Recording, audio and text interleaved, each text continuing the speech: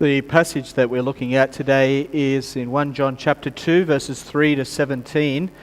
That's found at page 1117 in the Pew Bible, 1117. I've titled the message, Life Together. And there are two things that I just need to say before we start. First of all, the notes in the newsletter, they are not notes that follow my sermon, okay? Completely different. So if you're following the notes in the newsletter and you're listening to me and you can't match them, it's because they don't really match. I am teaching from the same passage, but those notes are sort of my paraphrase comments of those sections of the passage, because I want to just focus upon some more particular things today. So it's just an overview of the passages, and particularly helpful if you are attending a Life Together group and you want some explanation of the meaning of the passage. That's my take on 1 John chapter 2, verses 13 to 17. The second thing I need to say is that I'm glad John announced the ordination for next week, because that's happening no matter how I preach today. So even if it's no good today, that's going to happen, all right? And I say that because this sermon's very personal for me, and sometimes when you're trying to produce a sermon that's very personal to yourself, it doesn't quite come out the way you want it. And even today, like this morning, it was being printed out as I was getting dressed and racing off to church, just because it was hard for me to get it out. It was a bit like, and I've never given birth to a baby, but I've been there. It's just like a baby was born this morning, but it's a bit messy. It's still got the membrane and the fluid and the blood and, yeah, and it's just a bit messy. So if it's a bit messy, I hope it's not less powerful, because it's very personal. And that's where I want to start. I heard what you see there spoken to me soon after I became a Christian. I remember it very vividly. I was in the kitchen talking to some older Christians. They'd been Christians for about 20 years, and I was just recently converted. I was 19 years of age. And I just attended a Christian meeting, and I was pumped. I was enthusiastic. I was excited. I discovered Christ, and I discovered what Christianity was really about after hearing it for years in a church where I thought Christianity is dull, boring, and irrelevant. I admired Christianity, but I just couldn't see its relevance, and I really was on the periphery of my life. And then God spoke to me, and I realized God is a real person, and Jesus is real, and living the Christian life is living like Jesus and loving like Jesus. And I thought, this is great. What a message, and let's do it. And the message came to me with great force from the speaker, and I came into this kitchen setting and said to these older Christians, I was just going to tell them how to do Christianity. They didn't know, and I needed to tell them.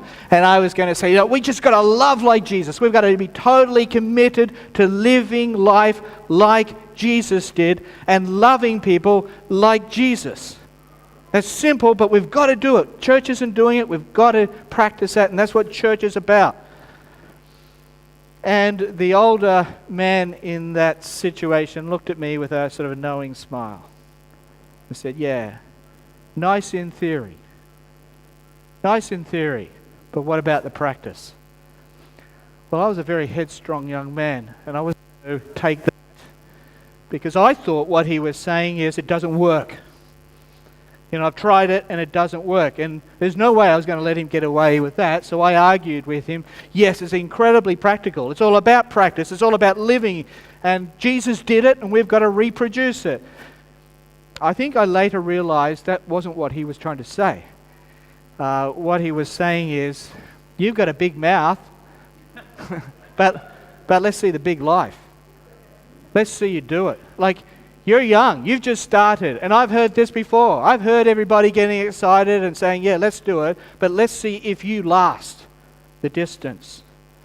Let's see if you can really be as excited about Christ and living for Christ after you've been through it for some years, like I have. Well, I'll let you weigh up whether I'm still as enthusiastic as I was then. But that's what it's about. It may be nice in theory, but what about the practice? And that applies to you. You can make wonderful sounds. You can make great claims. You can sing beautiful songs. I want to draw near to you. It sounds lovely. It's nice. And you get a bit pumped by singing it. And that's so it should be. Music's beautiful. It should express what's in your heart, your emotions. But is this your life? Do you sing like that on Monday morning? You know what I mean? If Pastor Mark was there with you on Monday, would you be singing those praises by the end of Monday, just like you did in response to his leading this morning? Would you? I mean, is that the practice? Is that the reality? You see, John's chapter is really dealing with this whole issue of real life, practical Christianity, getting down to the nitty-gritty. Okay, that's what he's dealing with. Because some people were making great claims. 1 John chapter 2, verse 4. Some people were saying, I know God. Okay? Meaning, I am closely connected to God. Okay? 1 John chapter 2, verse 6. Some people are saying, I live in God. Okay? I am in intimate fellowship, enjoying harmony and oneness with God like you don't know. Okay? And some of these people actually were starting to cause schism and division in the church because they were saying, really, you don't know God like I know God. Or you don't live close to God like I live close to God. You need my knowledge. You need my insights. Don't listen to the Apostle John. He's not going to get you. We've got newer insights. We've got a newer experience of God. And then others were saying, we live in the light. What did they mean? We're living life the way it should be lived. We're living the true way. Your way of living, just doing what Jesus commanded and following John, and his teachings, well, look, that's the former way, but we've got a newer, better way of doing Christianity. We live in the light. We're experiencing a new dimension. We're living life at a better plane. We're living life as it should be lived. Come up to the business class or first class Christianity. Okay, that's what they were saying. And John's saying, they're making great claims. It's nice in theory. But what about the practice? In practice, what are they actually like? And he goes on to say in this chapter, in verse 4, but if they do not do what he commands, that's what God commands, they are liars and the truth is not in them. You've got to love John, haven't you? Like, he doesn't beat around the bush. Like, they're just on a journey. I love that when people say, they're just on a journey. No, John says, they're lying. Okay? They're full of, you can fill in the rest of the sentence. It's just saying, like, there's nonsense. If they don't do what God says, they're lying. Full stop. No apologies. Okay? He's blunt. In chapter 2, verse 9 to 11, he says it again. But if these people who are making all these great claims, if they don't love their fellow Christians, and not just love, like it's not like going around saying, I love you, or singing songs of love. It's if they don't love their fellow Christians like Jesus loved them, and he defines that later, that means they actually give their life, they devote their life mission is to help their fellow Christians get closer to God. If they're not doing that, they live in the darkness. If they're indifferent and careless, like I don't really care about what happens to other Christians, it's all about me. He says they're living in the darkness. They're part of the old world. They're a part of that's what he means by the darkness. They're part of the world Jesus is saving people from. They're not living in the light at all. Verse 11, but those who hate a fellow believer, that is, they're indifferent or careless or disregard the needs of fellow believers to get closer to God. If it's really about themselves, not about others, they live in the darkness. They walk in the darkness. They do not know where they're going because the darkness has blinded them. They're not close to God at all. You see, nice in theory, but what about the practice? You see, Christianity is real and intensely practical.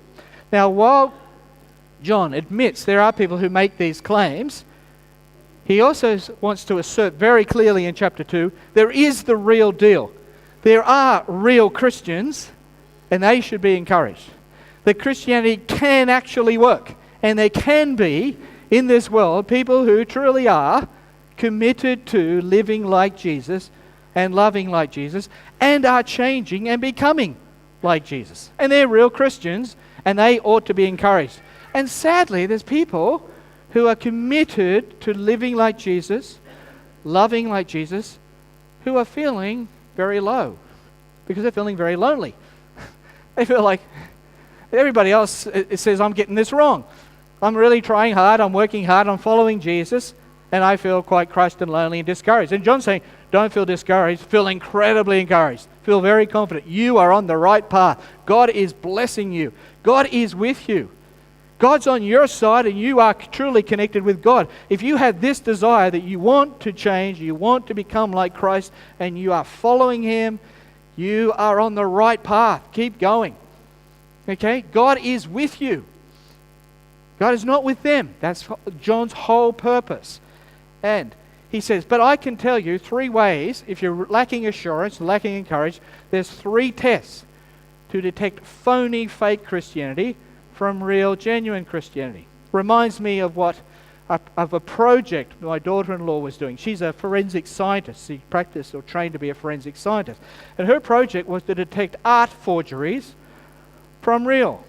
So there's a picture there. Thanks. Oh, wrong one. Back. We lost it. There we go. She used to use chemicals and applied it to paints. You know, she'd get a picture from an art gallery and she would apply the chemicals to the paint. What was she looking for? Well, if this is a masterpiece, it shouldn't have acrylic paint. Okay? If it's got acrylic paint, it's a forgery. There were other tests that she did. She had a number of elaborate chemical tests where she'd do analysis of the texture, the composition, the age of the paint to work out, is this a forgery, is this a real deal? Well, John's like a forensic scientist. He's got 3 tests for working out fake Christianity, people who make big claims, and real Christianity. So the people who are doing the real thing can know they are truly connected with God. It's not just in their head. Okay, what's the 3 tests? Some people call the first test the obedience test. I call it the conduct test. I'm going to use 3 C's so you remember the tests.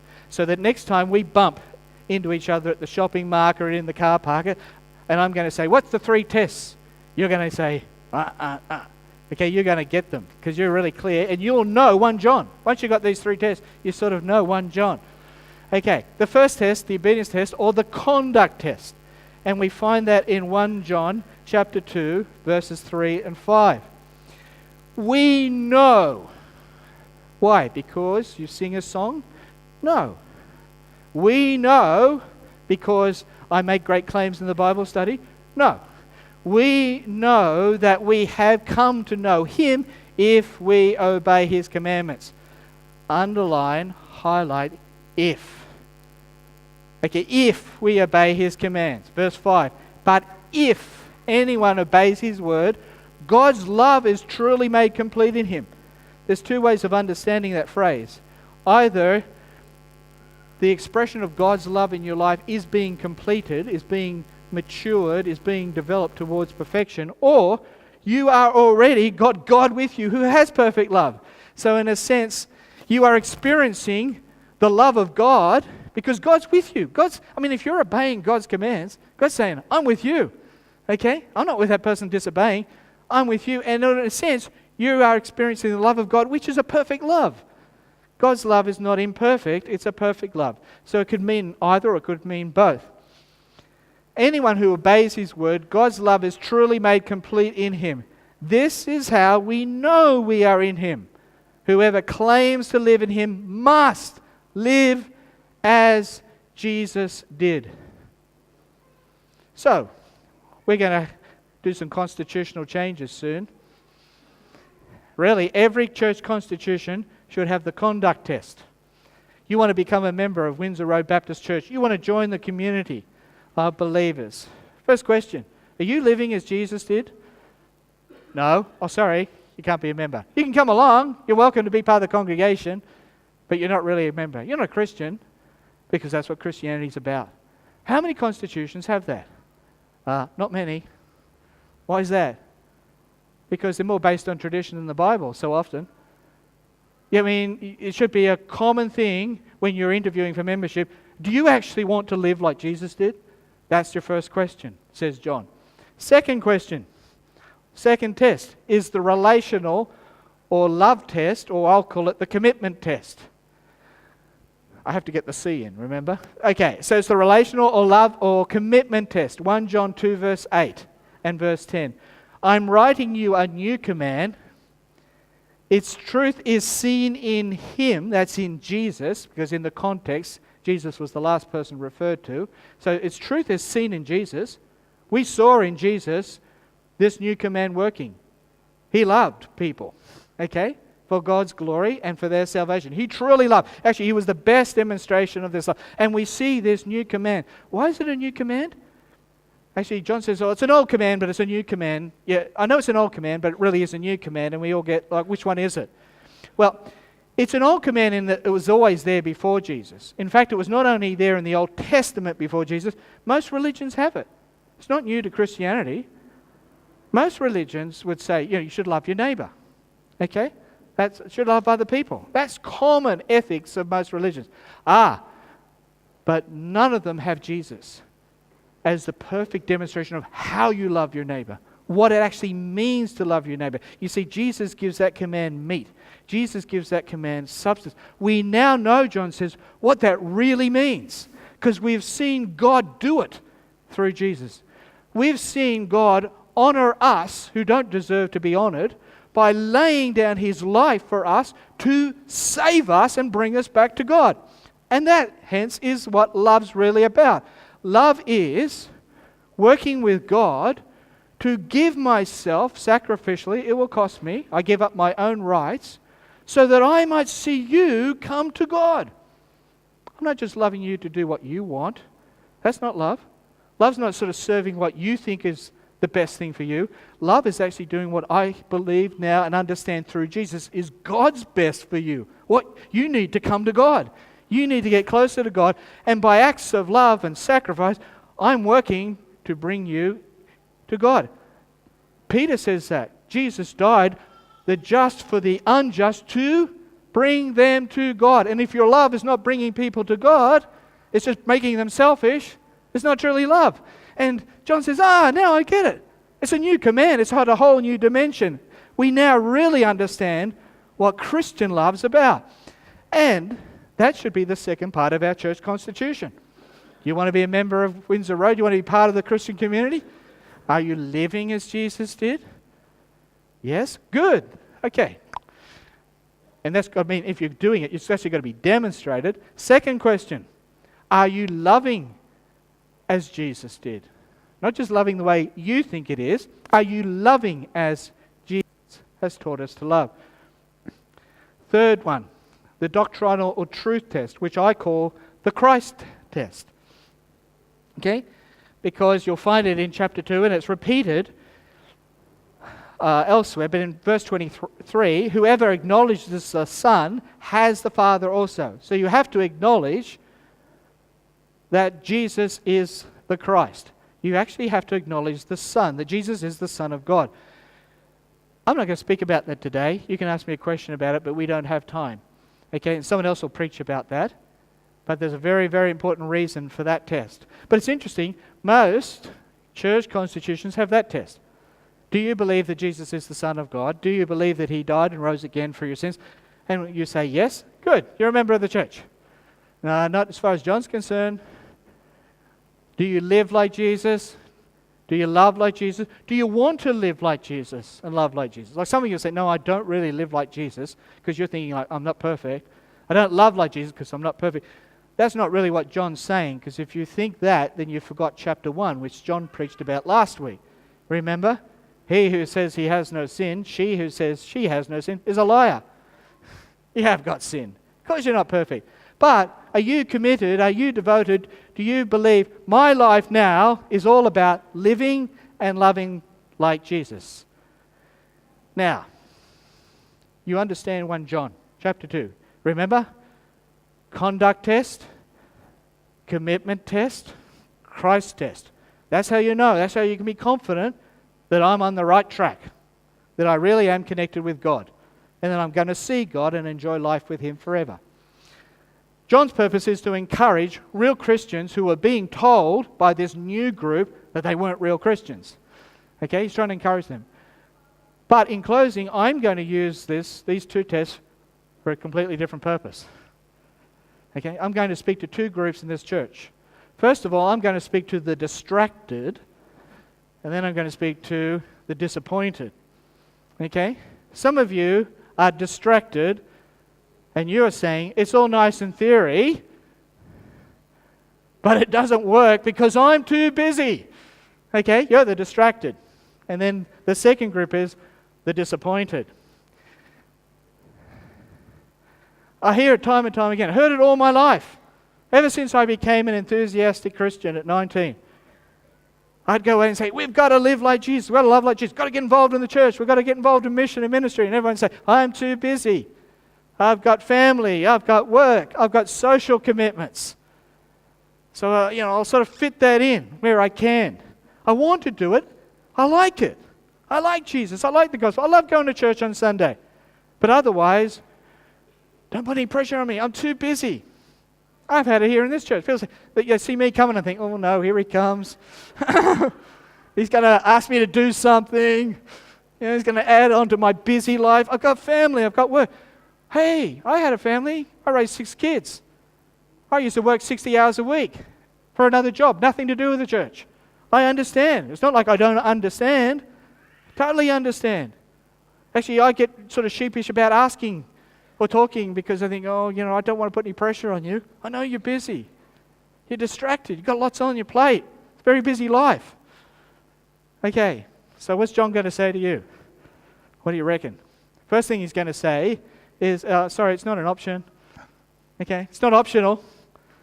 Like, I might do this. I might live like Jesus. I might take it seriously and get really committed to the Christian movement, but I haven't got the time. But I like it. It's not an option. You want to get close to God? You want to be near to God? You want to experience God? John says you will not experience it unless you go on the journey with God, unless you do life with God, walking in harmony with God. And that's what obeying commands are. It's actually like, I'm going to live in harmony with God. We're going to be synchronized. He's God. I'm His servant. He tells me what to do. What do I do now, God? Cool. This is what I'm doing. We're walking together. We're doing life together. Okay? I'm following His lead. He leads, I follow. That's what obedience is about. And you want to know God, you want to experience God. You won't experience God just because you sing a beautiful song. You will experience a beautiful song. But some of you sing from your hearts, you even cry because you've experienced God. Okay, you experience Him during the week. And how do you experience God? Where will you encounter God? In the nitty-gritty of trying to live like Jesus in your workplace. Most of my theology I learned at the workplace. I learned what Christianity was really about in trying to live like Jesus when no one in my workplace was a Christian. When they all thought I was ridiculous. When as soon as I said Jesus, they gave me that look, like, oh, here we go. Okay. We really like your Christianity, Russell, but do you have to keep talking about it? Like, oh, you're not serious. Like, that was the other one. Like, oh, you're not really serious, are you? You're not going to go all Christian on me. Like, yeah, I knew that, but I tell you what. God was confirmed and affirmed, and I kept thinking, this is the right way. I really want to live this way. The more I interact with non-Christian people and try to live like Jesus, the more I'm thinking, this is a great way to live. I don't want to live like the world. Because you've only got, that's your second problem. John's saying, look, it's not optional. If you want to know God, you want to connect with God, you've got to live life like Jesus. You've got to follow Him into your workplace, into your home. Some people said to Linda and I at the funeral service of our grandson, you've got a great family. And I thought, yeah, you didn't say that before. When you're saying, like, why are you so Christian? You're not going to brainwash your kids, are you? You're not going to teach them, they don't have to sit there and read the Bible with you, and you're not going to pray with them, and you're not going to turn meal times into family you don't do that. Those poor little kids. That's what they used to say. You're like, no, fair dinkum. Those kids, they have to sit with you and listen to you read the Bible. How do you think we got a great family?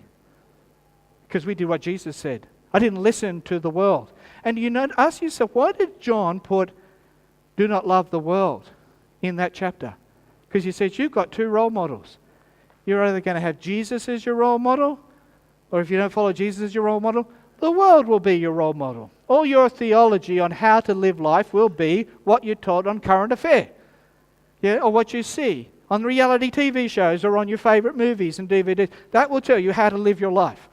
Or your model can be Jesus. Jason, thank you, Jason, gave me a great link this week. Francis Chan YouTube clip. And I recommend it. I didn't have time to put it up. But Francis Chan, looking at this passage, says, many of you will say, I really, really, really like Jesus. But I don't want to live like him. I don't want him to be my role model. I want him to save me. I love the fact he laid down his life to save me. I love the fact that he gave himself in humility to serve others. But I don't want to do that. I want to enjoy life. Okay, I've got things to do. I've got a busy schedule. I've got things to achieve. I don't want Jesus to be my role model. Well, if you want to know God, Jesus is not just your Savior, He's your role model. You follow Him. You practice Him. If you really want to enjoy life with God, you've got to live as Jesus did. And the second group, for the disappointed. Some of you, and I suspect even that man who said it to me was feeling it himself, and I have felt it deeply. Nothing has challenged me more in the last few years than this one. You've given yourself to the cause of Christ. You've given yourself to the church. You've given yourself to people, and it's been one of the most thankless tasks of your life, and you're feeling incredibly disappointed. You're a bit burnt out. You feel actually you've been used, maybe even abused. I got to a point, my wife and I, we had a church experience where we felt quite abused.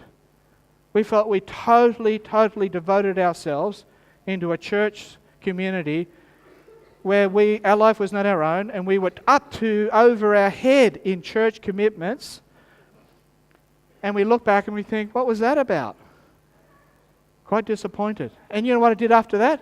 I went and volunteered to be a pastor. I said, yes, I want to be a pastor. I want to join the church. I'm even more committed than I ever was. I'm actually more committed now through that experience.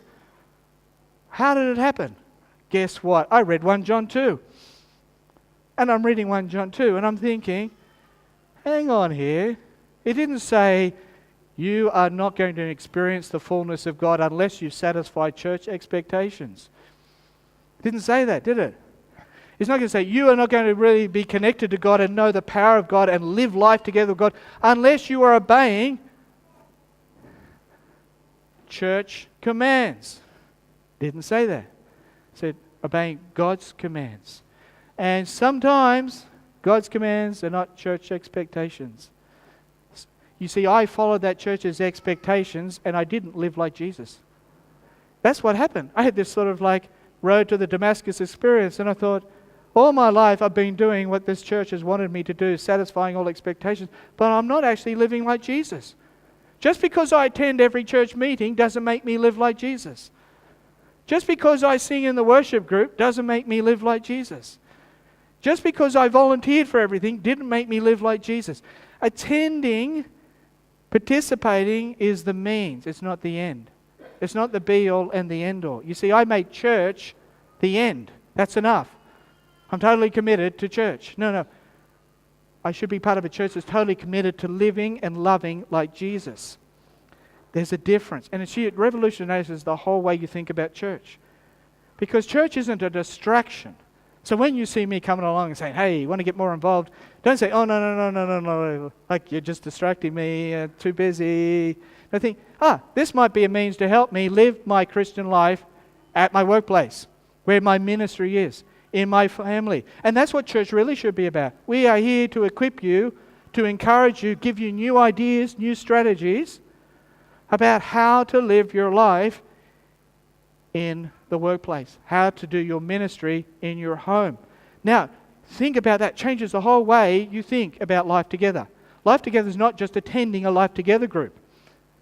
Life together is actually getting with other Christians, and it may be in a life together group, it may be in a coffee, it might be on the phone, it might be when you meet to do the worship ministry, it might be when you meet to plan ministry, like in missions, and you say, what are we doing to live like Jesus? How are we loving more like Jesus? Let's get ideas. How's your experience been this week? How's your experience? How did you handle this situation? Gee, living like Jesus is hard work, isn't it? Yeah, let's pray about it. Do you see what I'm saying? It's actually stimulating, motivating each other to do Christianity, to practice it in the real world. That's what church is about. So some of our Life Together groups, we're like, let's do a Bible study. That's great. But it's now what? How do I live this life in the real world with my real issues? That's what I need your help with. That's what pastors are here to help you do. That's what ministry leaders. Church is not the ends, it's the means to a great end. And if you're feeling distracted, let me re-motivate you to realize not only is it about living according to God's commands, not necessarily the church's expectations. But may I say, put a plug in for Windsor Road, you've been the best experience I've had of church so far. Okay? Best experience I've ever had of church. That's an amazing claim, isn't it? And we'll get better the more we think about how to do life together. Okay? That we don't make our church the ends. Our church is just the means to help us all live life together with God and each other. But may I say, the great thing is that you think about to live like Jesus is essentially, according to John, to love like Jesus. And just think, if you were to devote your time with others in this church, because whenever you get together and say, what does that mean? We talk about love, but what does it mean? You know, I preached a sermon at Rosalie on loving one another from 1 John. And I actually spelled it, I actually did it, sort of got some verses from the New Testament, just verses that said love one another. And we had this amazing sort of experience of what that actually means. About how we should actually really respect one another and honor one another. Because I realized a lot of our hatred is because we just disrespect and devalue one another. We dishonor one another. And we're talking about how we should actually give ourselves away, where your needs for salvation and for growth and connecting with God are more important sometimes than my own rights. You know, some of these things are incredibly challenging. We just studied that. This young guy came back, really nice guy, and he said to me, I've actually tried to do what you've been talking about. He said, it's the hardest thing I've ever done in my life. He said, I didn't realize till I actually tried to love like Jesus how hard this is. I said, great, that's good. Isn't that wonderful? Now we're getting down to Christianity. This is what it's really about. It's easy to do attendance. It's easy to go to meetings. You see, it's easy sometimes even to do some things that look really good, like teach. It's easy for me. I can teach. But loving people like Jesus did, that's hard work. And God challenged me even through when He said that, I immediately thought of all these people in the church I couldn't stand. Absolutely annoyed me. And I thought, oh crap. So I thought, I've actually got to love these people. Oh dear. What's that mean? No way, Lord. I don't have to go and actually take an interest in them. I've been avoiding them for the last 12 months. And I don't actually have to be inquiring about how they're going and actually seeking their welfare and seeking to input into their life to get them closer to God and help them. Oh no, this is terrible. But it's great. Because remember what Jesus said? If you lay down your life, if you lose your life in this activity of loving other people, you will find it. You will find it. If you lose your life, giving your life away to actually do what Jesus did, to truly lay down His rights to save people and bring them to God, He said, you will find yourself.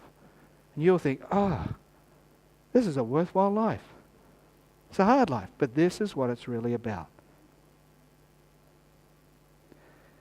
Father, we pray you will give us this commitment and understanding of what life together will mean at Windsor Road. Lord, open up our minds as to what it could be like here if we were willing, if we were committed to living like Jesus and loving like Jesus. And even if they were the two things we kept challenging each other when we met and just talked about, how do we do Christianity together and helped one another? Whether we did life together in groups, whether we do life together in coffee shops, whether we do life together in play groups, the Lord just revolutionize the whole way we're doing church, expand our view and our vision of what it could mean, and what it would really look like if we, just even as a church, would say like for 3 or 4 weeks we're practicing even something like the Sermon on the Mount, of instruction there on how to truly love people, even those who don't like us. Lord, challenge us, we pray, that we won't keep saying, I'm too busy for this, because really this is what life's about. And we won't we won't let the disappointment of wrong and bad experiences stop us from realizing the great ones. We ask this, that you'll be glorified. Amen.